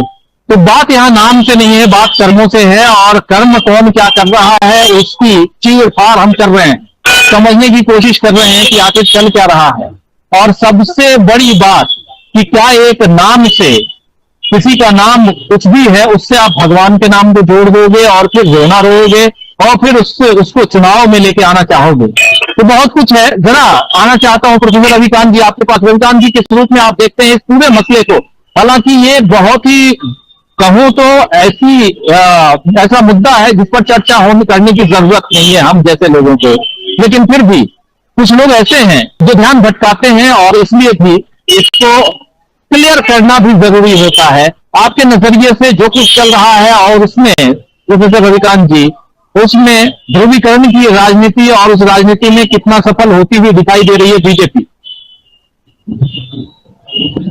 देखिए राजीव जी, कर्नाटक दक्षिण भारत का पहला राज्य है जहां पर भारतीय जनता पार्टी सफल हुई थी, और वो आज से नहीं, 2004 से ही आप शुरू करेंगे तो लोकसभा में उसे कांग्रेस पार्टी से ज्यादा सीटें मिलती रही है। और उसका जो खास करके दक्षिणी हिस्सा है कर्नाटक का, और थोड़ा सा मध्य हिस्सा, उसमें पोलराइजेशन की गुंजाइश रहती है। और यही वजह है कि पिछले 1 साल से, जब से कर्नाटक का चुनाव नजदीक आ रहा था, 2-3 मुद्दे बहुत तेजी से उभर करके सामने आते हैं। एक तो टीपू सुल्तान का मुद्दा आया, उसको भारतीय जनता पार्टी ने जिस तरह से टीपू सुल्तान को केवल मुस्लिम के साथ जोड़ा, जबकि जिन लोगों ने इतिहास पढ़ा होगा, वो सिर्फ प्रोफेसर स्वामी जी जैसे लोग नहीं, उन नौजवानों ने भी जो आपके अभी आसपास हैं, वो भी जानते हैं कि टीपू सुल्तान वो पहला व्यक्ति है जो अंग्रेजों के खिलाफ लड़ते हुए रणभूमि में मारा गया। उसने फ्रांस के साथ जो तालमेल बनाया था, वो वहां से स्वतंत्रता की चेतना लेकर के आता है। असली अगर आप कहें कि राष्ट्रभक्त उस दौर में जो रण क्षेत्र में मारा गया, वो टीपू सुल्तान, तो वो भी नहीं चला। फिर बीच में वो नकाब वाला इशू आया, उसको बहुत लंबे समय तक घसीटा गया। और घसीटने वाला कौन था? वो जो नोएडा में जो मीडिया है वो तस्वीरें यहां से चलती हैं और उसका असर उत्तर भारत पर डालने की कोशिश होती है, लेकिन आज के कर्नाटक में मुझे लगता है नकाब वाला भी मुद्दा, हिजाब वाला भी मुद्दा वो वहां बीजेपी नहीं चला पाई और वो भी कहीं ना कहीं वो पृष्ठभूमि में चला गया। ये नया मुद्दा पकड़ा है बीजेपी ने कि अगर कांग्रेस पार्टी ने यह वादा किया है पीएफआई की तरह है, बजरंग दल को भी बैन किया जाएगा। और बजरंग दल क्या है? बजरंग दल पे तो पहले भी बैन लग चुका है। पीवी नरसिंह राव सरकार ने बजरंग दल पर बैन लगाया था और बजरंग दल के साथ जिन 5 संगठनों पर बैन लगाया था उसमें 2 मुस्लिम संगठन थे, 3 हिंदू संगठन थे।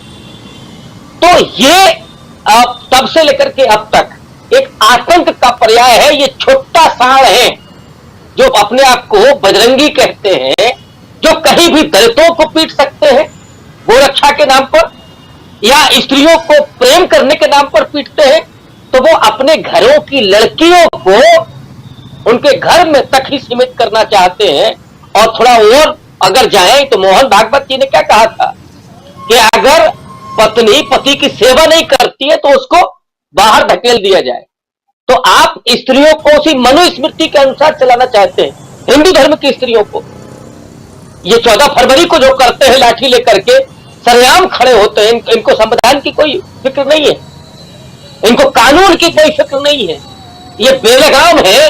और इसीलिए अगर आज ये कांग्रेस पार्टी कह रही है तो निश्चित रूप से ये बहुत बुनियादी मुद्दा होगा, लेकिन बीजेपी उसका ध्रुवीकरण करके जो वोट हासिल करना चाहती है, मुझे लगता है कि अगर दक्षिणी कर्नाटक में उसका थोड़ा असर हो जाए तो हो सकता है, क्योंकि वो लव जिहाद वाला भी वहां चलता रहा, जबकि उसकी सामाजिक परिस्थितियां कुछ उलट हैं। मैं उसके डिटेल में नहीं जाना चाहता, एक लंबा विषय है। वहां सामाजिक परिस्थितियां ऐसी हैं जहां हिंदू और मुसलमानों के बीच शादियां होती रही, लेकिन उन शादियों को भी लव जिहाद का नाम दे करके और यही बजरंगी खड़े होते थे उन लड़कियों को कभी धमका करके थाने तक ले जाना, कभी उनके साथ मारपीट करना। तो ये बजरंग दल की सियासत पूरी रही है जो सीधे तौर पर भारतीय जनता पार्टी और आरएसएस को हेल्प करती है। लेकिन कर्नाटक में मुझे लगता है कि वो ध्रुवीकरण नहीं चल पा रहा और इसका जो कांग्रेस पार्टी संदेश देना चाहती है कि ये सिर्फ किसी एक समुदाय के खिलाफ नहीं है, ये अपने धर्म की स्त्रियों के खिलाफ है, ये दलितों के खिलाफ है। कभी बजरंग दल को आपने सुना है कि वो दलितों और पिछड़ों के आरक्षण को लेकर के उन्होंने आंदोलन किया हो? कभी आपने सुना है कि पूरे कोरोना काल में जहां पर मेडिकल की दुकानें हजारों रुपए महंगा दवाई दे रही थी, बजरंग दल के लोग वहां डंडा लेकर के गए हो, करे साहब आप क्यों कर रहे हैं, हिंदू तो मर रहे इस तरह से और आप उनको इतनी महंगा दवा दे रहे हैं? आरएसएस के लोगों को आपने देखा? कभी देखा कि कोरोना काल में जो लोग मर रहे थे उनके लिए ऑक्सीजन इन्होंने दी हो, अपने घर इन्होंने खोले हो? कभी देखा आपने? उसी में जब मजदूरों पर लाठियां पड़ रही थी तो क्या ये बचाने आए थे मजदूरों को? जो लाखों मजदूर बेघर हुए इस सरकार की वजह से, पैदल चल रहे थे, पैर लहूलुहान थे, उनके बच्चे मर रहे थे, बजरंग दल का कोई आया लठे? तो ये जो स्वयंभू ठेकेदार है धर्म और संस्कृति के नाम पर जो हत्याएं करते हैं, जो आतंक पैदा करते हैं और वसूली करते हैं, ये भी आरोप है बजरंग दल पर कि गोरक्षा के नाम पर वो वसूली करते हैं और इस तरह की कई घटनाएं आई है। तो मुझे लगता है कि ये कांग्रेस पार्टी ने ये मुद्दा उठा करके उन दलितों के भीतर भी ये चेतना पैदा करती है, उन पिछड़ों के भीतर भी कि ये असल में क्या करना चाहते हैं, और महिलाओं के भीतर भी जो असुरक्षित महसूस करती हैं बाहर निकलने में कि बजरंगी कहीं ना खड़े हो, तो वो मुद्दा भले ही दक्षिण कर्नाटक में चल जाए लेकिन इसका दूरगामी असर होने जा रहा है। और जो उत्तर भारत समझ रहे हैं कि उत्तर भारत में हम ध्रुवीकरण करेंगे, ये ध्रुवीकरण की सियासत अब नहीं चल पाएगी, क्योंकि उसका सबसे ज्यादा अगर किसी ने उसका उठाया है नुकसान तो वो दलित है और पिछड़ा है और महिलाएं हैं। आपने अल्पसंख्यकों को तो लाठी से हाँक ही दिया है, लेकिन सबसे ज्यादा आपने छलनी किया है इस देश के संविधान को, इस देश के लोकतंत्र को। और आज भी सबसे ज्यादा बाबा साहब अंबेडकर के सिपाही उस संविधान की रक्षा करने के लिए इस देश के सारे दलित, आदिवासी और पिछड़े वो लामबंद है, खड़े हुए हैं कि अगर हमको अपना बलिदान भी देना पड़ेगा तो उसके लिए हम तैयार हैं, लेकिन बाबा साहब अंबेडकर के संविधान को खतरे में नहीं पड़ने देंगे। और यही कर्नाटक की जनता जो 17.5% दलित है वो जवाब देगा भारतीय जनता पार्टी को और नरेंद्र मोदी की ये सियासत को कि वहां ध्रुवीकरण नहीं चलेगा। ध्रुवीकरण की राजनीति और उसमें कहां क्या कुछ हो रहा है, क्या प्रधानमंत्री नरेंद्र मोदी या बीजेपी में सफल हो पा रहे हैं? प्रधानमंत्री नरेंद्र मोदी जो बात कह रहे हैं, क्या यहां की जनता इस बात को समझ पा रही है? क्या उस पर क्या जनता फिर से बीजेपी को जीत दिलाएगी? मेरा एक बार फिर से जी आपसे समझना चाहता हूं कि जिस ढंग से एग्रेसिवनेस के साथ प्रधानमंत्री जी भाषण दे रहे हैं, और अभी आप सुन रहे थे प्रोफेसर अतुल स्वामी जी को भी आपने सुना, और फिर रविकांत जी को भी आप सुन रहे थे। जो रविकांत जी बात कह रहे हैं उत्तर भारत के हिसाब से, क्या प्रधानमंत्री नरेंद्र मोदी, आपसे समझना चाहूंगा कि प्रधानमंत्री नरेंद्र मोदी ने क्या ये मान लिया है कि कर्नाटक जो हाथ से जा रहा है, लेकिन जो समय है उसमें थोड़ा उत्तर भारत के जो लोग हैं, खासकर जो अभी राज्यों में चुनाव होने हैं, सेंट्रल इंडिया में राजस्थान, छत्तीसगढ़, मध्य प्रदेश, इन सब जगहों पे थोड़ा आज से ही उसके लिए कर्नाटक से प्रचार शुरू कर दिया जाए, ये मान लिया। देखिए, ये कश्मीर में कुछ करते हैं तो इनकी निगाह उत्तर भारत की रहती है। उत्तर भारत के मतलब हिंदी बातें, और अगर आप बीजेपी और आरएसएस के पिछले, खासकर जब से नरेंद्र मोदी आए, तो आप देखिएगा कि उनकी जो तरीके हैं, तौर तरीके, जो उनका नैरेटिव है, जो भाषा है, जो नारे हैं, जो भाषण है, वो हिंदी स्पीकिंग एरिया में तो कंसंट्रेट किया और बाहर नहीं जा पाए और एक्सपेंशन नहीं हो पाया। जबकि आप अगर केंद्र में सत्ता में थे तो आपको एक्सपेंशन करना चाहिए था। अटल बिहारी वाजपेयी की बीजेपी ने एक्सपेंशन किया था, केवल वर्टिकल एक्सपेंशन नहीं किया था कि बीजेपी के साथ तमाम सामाजिक पृष्ठभूमि के नेताओं के, उनके दलों के साथ गठबंधन किया था। वो सारे गठबंधन अब बाहर जा चुके, लेकिन एक हॉरिजॉन्टल भी मैंने कोशिश की थी, जिसकी वजह थी कि अनंत कुमार यहाँ पे आए, जिसकी वजह थी कि येदियुरप्पा आए। ये पॉलिसी तो संभालने की थी, लेकिन अब आप देखते कि वो सारे रीजनल लीडर्स को पीछे कर दिया गया। बीजेपी की तरफ से कर्नाटक के नेता प्रचार नहीं कर रहे, और नरेंद्र मोदी कर रहे हैं जो कर्नाटक के इश्यूज पे बात नहीं कर रहे। तो ये कोई बहुत समझदारी वाली बात नहीं मान जाएगी आगे। लेकिन उसका नुकसान क्या, देखिए, अगर आप वहां पे ऐसे इश्यूज लेकर आ रहे हैं जो उत्तर भारत के हैं, जो नॉर्थ इंडिया के हैं, वहां आप पोलराइज करने के लिए से कर रहे हैं, तो और यहाँ पे आपको घाटा हो रहा, तो कौन सी समझदारी की बात है? अगर कल कर्नाटक इनके हाथ से निकलता है तो आप देखिए कि दक्षिण भारत में एक फुटबॉल जो बीजेपी का है, एक पैर है। आप तेलंगाना में नहीं है, आप पांडिचेरी में नहीं है, आप आंध्र प्रदेश में नहीं है, आप केरल में नहीं है, आप तमिलनाडु में नहीं है।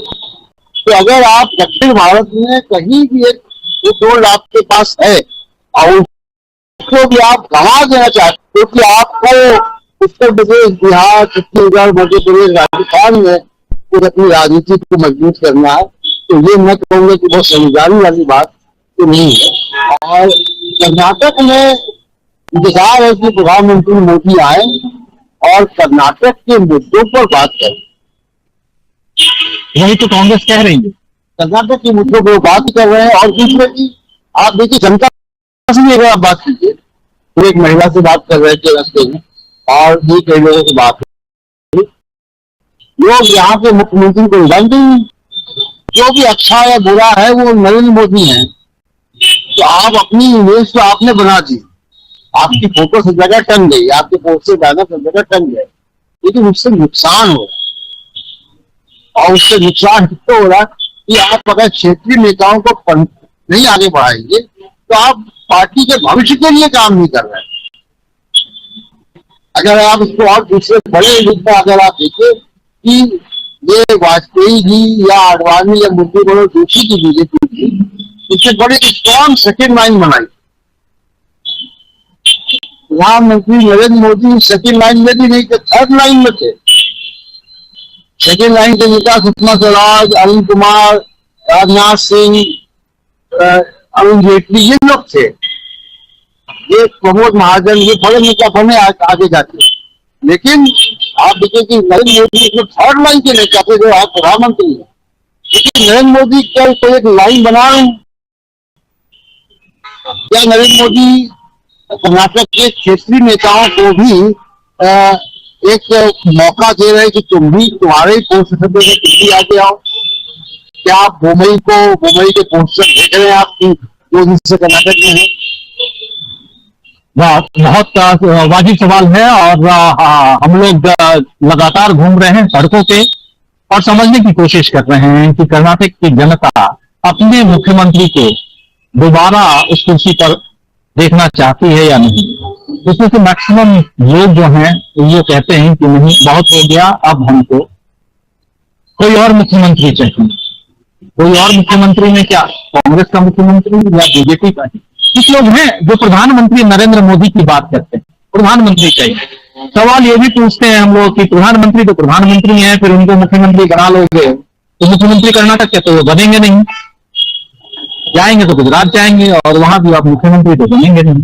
तो सवाल कई हैं, लेकिन इन सवालों को थोड़ा मजाकिया लिहाज में हम बात करने की कोशिश करते हैं।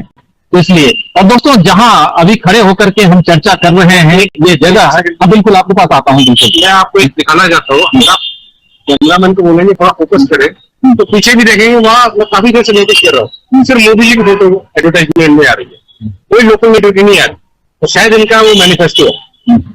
और वो थोड़ा वो करना जरा, हाँ वो अंधेरा फोटो आ रही है, ठीक है। वो बिल्कुल मोदी जी की फोटो बहुत और भी दिखाएंगे हम, लेकिन आप सही कह रहे हैं कि थोड़ा बहुत तो यहाँ पर है लोकल लीडर और बैनर पोस्टर तो ऐसे भी नहीं है, लेकिन फिर भी बहुत महंगा चुनाव है। दक्षिण भारत का चुनाव बहुत महंगा होता है, कल भी हम चर्चा कर रहे थे और आज भी बता रहा हूँ, बहुत महंगा चुनाव है। लेकिन ये जो चुनाव है, ये जो खर्चा है, ये कहाँ जा रहा है? क्या जुड़ रहे हैं कि नहीं परिवर्तन चाहिए, वो अंतिम दिन जाकर के वही बटन दबाएंगे या कहीं और दबाएंगे? क्या ये खर्चा वाला काम जो है वो ज्यादा फायदेमंद नजर आएगा इन पार्टियों को? ये सब देखेंगे। लेकिन हाँ, कुछ ना कुछ तो है। दक्षिण भारत का चुनाव, उसमें भी कर्नाटक का चुनाव, तेलंगाना का चुनाव, आंध्र प्रदेश का चुनाव, ये सारे चुनाव बहुत महंगे चुनाव होते हैं। एक बार जल्दी आपके पास भी आना चाहता हूँ, इतना खर्चा कैसे? बैनर पोस्टर तो दिख नहीं रहे। वो बीजेपी की गवर्नमेंट वालों के पास खर्चे का हिसाब नहीं है। जैसे वही दूसरा आदमी है तो उसको IT रेट, DD रेट करवा देते हैं, वही उनकी सरकार है। अभी इधर जो, लेकिन चुनाव में यहाँ ED IT सब नहीं दिखाई देता। नहीं, इधर चल रहा है। आपको उस चीज का आपको पता नहीं है, अंदर से बहुत तकलीफ दे रहा है दूसरी पार्टी में, एक्सेप्ट बीजेपी को छोड़ के दूसरी पार्टी को तकलीफ। हाँ जी, उनकी सरकार है, उन्होंने कुछ भी कर सकता है, कुछ भी और करके दिखा रहे हैं वो क्या है करके। सबसे बड़ी बात, आप प्रधानमंत्री जी करके बोलते हैं। हमारे प्रधानमंत्री जी की मन की बात है, तो उनकी मन की बात जो है पहला झूठ है, इसके बाद मुद्दा रखते हैं। इसीलिए पहले 2014 में जो गैस सिलेंडर का रेट, डीजल, पेट्रोल, जो असेंशियल कमोडिटीज, जो चीनी है, वेजिटेबल्स, तेल है, आज के 2020 के दिन कितना फर्क हो गया? ऐसा देखे तो मिडिल क्लास का आदमी, लो पावर्टी लेवल का आदमी को जिंदगी करना बहुत महंगा है। इसीलिए मतलब महंगाई बेरोजगारी मुद्दा है यहाँ पे। बहुत आपको भी लगता है कि ये मुद्दा है? आसमान छू रही महंगाई। मैं कल ऑटो में सवार कर रहा था, ऑटो वाले से मेरा नेचर है, मैं कभी तो बात करता हूँ। ऑटो वाले से मैं भाई से नेचर से बात कर लेके जा रहा था, तब पूछा मैं क्या सब किसको वोट डालता है इस बार? बोला सिद्धरामैया जी जब CM बने थे इधर पे, इंदिरा कैंटीन लाए थे कर्नाटक में। वो बोल रहा उसके पिताजी की एज आके 70 ईयर्स, माता जी 65। उसकी बीवी का देहांत हो गया, उसके 2 छोटे बच्चे। ये ऑटो चला के कमा के घर को जाना है। इनके माता जी की सेहत बराबर नहीं है, तो ये इंदिरा कैंटीन से 10 रुपए में इडली, वड़ा और भात लेके घर को लेके जाके दे देना, और फिर ऑटो चला के मेहनत करके फिर दोपहर का खाना पार्सल लेके जाता। इसको इतनी सहूलत थी सिद्धरामैया जी के सरकार में, बहुत सारे बहुत अच्छे ये थी सहूलत थी, कम से कम खाने को मिलता सुकून से। अभी कोई लोग इतना क्यों रहता था इंदिरा कैंटीन में, हम भी वहां पे जाके खाते थे। कभी कॉलेज के निकले या बिजनेस को अध्ययन में, जब कॉलेज के बाद बिजनेस जाना पड़ा, जाना जाते जाते हम क्या करते, खा लेके निकल जाते, अच्छा रहता था। ये कि एक छोटा मुद्दा भी इतना बनाव कर दिए ये लोग, बहुत खराब कर दिए। इस बार अगर कांग्रेस नहीं आई, फिर से बीजेपी सरकार आई, तो ऑटो वाले नहीं तो बड़े बड़े बिजनेसमैन भी मर जाएंगे। तो देख लीजिए, उम्मीदें बहुत लगी हुई है कांग्रेस से। ये बता रहे हैं हमारे साथी कि अगर कांग्रेस नहीं आई तो बहुत बुरा होगा। और कांग्रेस इसलिए क्योंकि दो पार्टियां हैं, जो भी बहुत छोटी पार्टी दिखाई दे रही है यहाँ के उसमें देखे तो, लेकिन कांग्रेस और बीजेपी दोनों आमने सामने चुनाव होने वाली पार्टी ही नहीं है। ये तो हम लोगों की गलती है कि हम मोदी जी की बात सुनकर वोट डाल दिया। 10 साल पहले लोग को पकड़ के चले गए, वरना यहाँ पे कर्नाटक में बीजेपी आने का सवाल ही नहीं था। देखिए 10 साल पहले मोदी जी को वोट डाले थे, यानी बीजेपी के वोटर थे, लेकिन अब बीजेपी के वोटर नहीं है कह रहे हैं। तो एक बार फिर से आपके पास आता हूँ और फिर डॉक्टर दीपक पासवान जी आपके पास भी आना चाहूंगा कुछ कमेंट्स के लिए। आपसे भी थोड़ा सा, जो एक बहुत गंभीर बात और बड़ा कहें तो मार्मिक बात बता रहे थे कि ऑटो रिक्शा वाला अपनी माँ को खाना देने के लिए इंदिरा कैंटीन से खाना लेकर के तो क्यों बोले तो जैसे कि आप ही जानते हैं, जैसे कि ऑटो वाले वो लोग दिन में ऑटो चलाते हैं और लोग घर से रहते हैं। छोटे को अगर कोई अच्छा सा बढ़िया सा खाना मिल रहा है तो बेशक वो जाके उधर पे, और सहूलत है ना। तो आप अगर एक जैसे कि अभी इंदिरा कैंटीन में जो इडली वगैरह जो मिलती थी, अगर दूसरे होटल में जाएंगे आप तो आपको ही पता है ना। तो देखिए हम अभी सड़क पे हैं, थोड़ा रुकना चाहूंगा, सड़क पे हैं, आप लोगों को आवाज सुनाई दे रही होगी। पीछे स्टैच्यू है कृष्णदेव राय की, जो यहाँ के राजा थे, उनके बारे में बता चुका हूँ।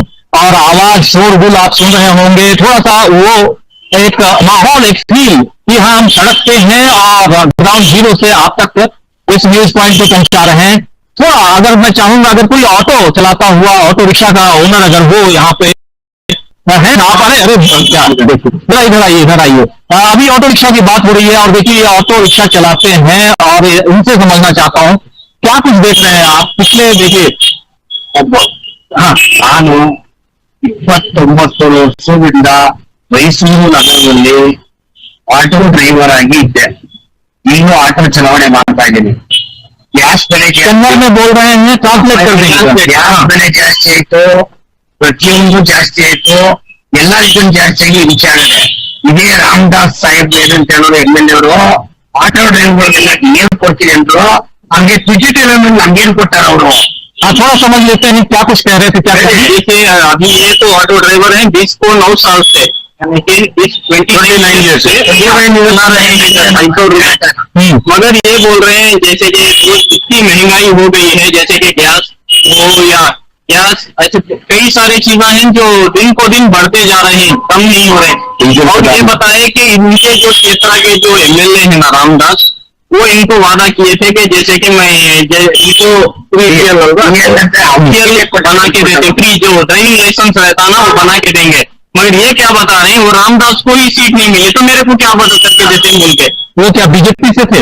बीजेपी ना, कांग्रेस अच्छा कांग्रेस आए तो 10 kg राइस है ना, 250 यूनिट है ना, सब भी इंदिरा कहते ना, 5 रुपए को खाना मिलता है, पीछे भी क्या मिलता है, पैसे हमारे पास है ना, क्या खाना है ना। बिल्कुल कह रहे हैं कि 5 रुपए में कांग्रेस के शासन में इंदिरा कैंटीन से खाना मिल जाता था, लेकिन अब चूंकि बीजेपी है और जेब में पैसा कितना भी कमा लें, जेब में पैसा बचता नहीं है, तो किसको खिलाएंगे, क्या करेंगे, ये कह रहे हैं। तो बहुत कुछ अलग अलग देखिए, और भी धीरे धीरे लोग जुट रहे हैं, लेकिन एक बार जय कर्नाटक, जय सिद्धरामಯ್ಯ। ಕಾಂಗ್ರೆಸ್ ಇವತ್ತು ಕರ್ನಾಟಕದಲ್ಲಿ ಬೈಬೇಕು ಅಂದ್ರೆ ಸಿದ್ದರಾಮಯ್ಯ ಅವರು ನೆಕ್ಸ್ಟ್ DK ಅವರು, ಕಾಂಗ್ರೆಸ್ ಅಲ್ಲಿ ಸಿದ್ದರಾಮಯ್ಯ ಫೇಮಸ್। ಇಡೀ ನಮ್ಮ ಕರ್ನಾಟಕ ಈ ಕಡೆ ಬೆಳಿಬೇಕು ಅಂದ್ರೆ 11 ಪತ್ತಾಗಿರ್ತದೆ, ನಾವು ಸುಮ್ಮನೆ ತೆಗೆದು ಕಾಂಗ್ರೆಸ್ಗೆ ವೋಟ್ ಹಾಕೋಣ। क्या बता रहे हैं, तो अभी नेक्स्ट सरकार जो है सिद्धरामಯ್ಯ साहब इधर पे आना, अभी के साथ के जैसे आदमी लोग इधर पे आना, तो और कांग्रेस सरकार नहीं आए तो अपना सरकार देंगे बोल के बोल रहे हैं। इनकी इच्छा है, और ये इच्छा इसलिए नहीं कि पॉलिटिकली इन्फ्लुएंस है, इसलिए नहीं, इसलिए कि जेब में पैसे भी हों और पेट में दाना भी हो, ये सबसे ज्यादा जरूरी है। और वही कह रहे हैं जो रोज कमाने वाले लोग हैं, रोजी रोटी की तलाश में भटकते हैं, और उनके पास अगर सीधा आना चाहता हूं डॉक्टर दीपक पाचपोर जी आपके पास। दीपक जी, किस रूप से आप देखते हैं, सुन रहे हैं आप बहुत लोगों की बातें, क्या कुछ आप कहेंगे? देखिए, ये जो अंतिम जो ऑटो रिक्शा चालक भाई साहब जो है, इनका बयान मैं बड़ा महत्वपूर्ण मानता हूं, क्योंकि राजनीति में या पूरे लोकतंत्र का जो आधार है वो सामान्य व्यक्ति ही है। जैसा कि हम जानते हैं कि गांधी जी ने कहा था कि आप जो भी काम करते हैं वो अच्छा है या बुरा, इसका एक मैं आपको ताबीज देता हूं एक, और ये पहले आप पता कीजिए कि उससे समाज में खड़े अंतिम व्यक्ति को फायदा होता है या नहीं होता। अगर आपके काम से समाज में के अंतिम व्यक्ति को फायदा होता है, मतलब आपका काम अच्छा है। अगर इनकी अपेक्षा जो है, अगर इन्हें लगता है कि सरकार में बदलाव होगा तब मैं जो है सरवाइव कर पाऊंगा, तब मेरे पेट में अनाज का दाना आएगा, तो ये बड़ा निर्णायक तत्व जो है वो मैं देख रहा हूं इस चुनाव में। ऐसा लगता है कि ये जो बहुत सारी जो अन्य चीजें थी, चाहे टीपू सुल्तान वाला मामला हो, हिजाब वाला मामला हो, या हाल ही में उठाया गया जो बजरंग बली वाला मामला था, ये सारे के सारे मामले जो है वो जन सरोकार के मुद्दों के नीचे दब जाएंगे। और अगर ये जो इन्होंने जो बताया है ऑटो रिक्शा चालक महोदय ने, ये बात जो है ये संपूर्ण राजनीति का विमर्श बन सकता है। यही विमर्श अगर आगे जाता है तो आप जान लीजिए कि भारत की राजनीति में एक बड़ा बदलाव होगा, जिसकी शुरुआत जो है वो कर्नाटक से होगी। तो मुझे ऐसा लग रहा है कि मैसूरू का एक और महत्वपूर्ण तथ्य आपके ध्यान में मैं लाना चाहता हूं कि मैसूरू के संग्रहालय में चाणक्य की लिखी अर्थशास्त्र जो है पहली बार ओरिजिनल पाई गई थी।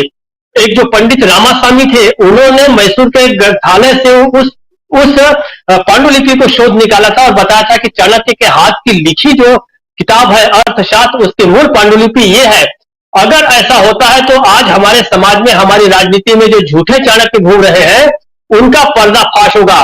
और एक लोक नीति जो है, एक राजनीति की बजाय लोक नीति का प्रवर्तन अगर कर्नाटक के चुनाव से होता है तो ये इस चुनाव की सबसे बड़ी उपलब्धि होगी। अंतिम बात मैं एक और कह के खत्म करूंगा राजीव जी, जो हम लोगों को जानना चाहिए। बहुत बड़े पैमाने पे एक और नायिका उभर कर हमारे सामने आई है, वो है प्रियंका गांधी। प्रियंका गांधी को अनफॉर्चुनेटली उत्तर प्रदेश के चुनाव में वैसी सफलता नहीं मिली थी, जबकि वो भी जो है जन सरोकार के मुद्दे को वो लगातार प्रगाढ़ कर रही है, सघन कर रही है, और वह विमर्श जो गढ़ रही है वो पूरे कांग्रेस की भी आवाज बन रही है। उसको निश्चित रूप से खड़गे साहब मदद कर रहे हैं, और राहुल गांधी ने तो उसको सबसे पहले उस विमर्श को गढ़ा था, और ये जो विमर्श है आगे बढ़ेगा तो मुझे लगता है 2024 की जो तस्वीर है एकदम अलग हो जाएगी राजीव जी।